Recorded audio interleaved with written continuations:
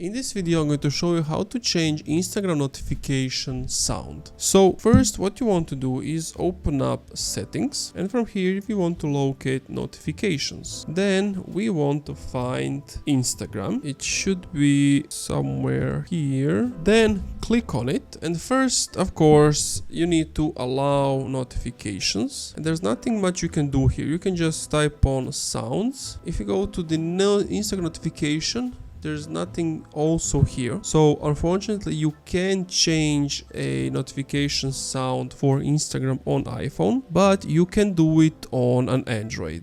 But if you go to sound and haptics, here you can change other things like ringtone, text note, voicemail, calendar and reminders. And that's it. Thank you for watching this video. If you enjoyed, leave a like, comment, subscribe.